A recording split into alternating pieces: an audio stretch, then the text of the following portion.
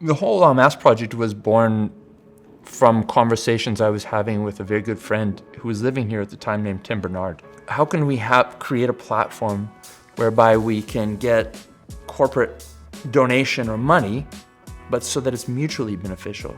Because he was selling t-shirts, he was busking t-shirts at Metro Mount Royal. And we were like, let's go to American Apparel and get some sponsorship of t-shirts. And we created a whole project for them, which was an international rollout. Very, very interesting, very exciting.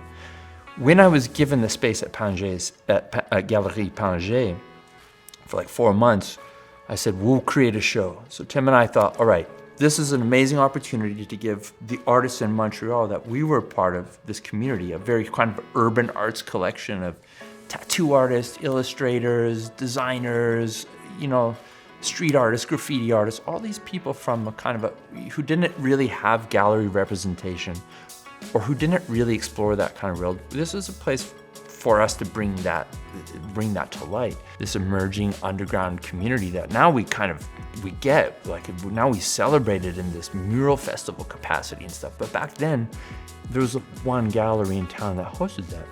We had this space, we wanted to create something that was really dynamic in a sense of how do we get community involved? How do we create conditions in Montreal whereby the community in itself is so powerful that the larger market has to pay attention to it, has to look and say, at least, what the hell is going on in there? That's cool.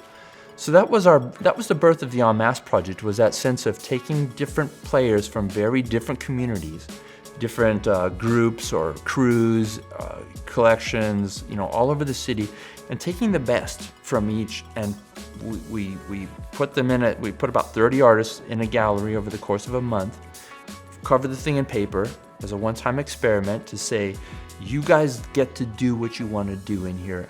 You just have to make it black and white. That's the only rule. Everything else is open. And it was immediately successful as a project. We launched it during Nuit Blanche in 2009.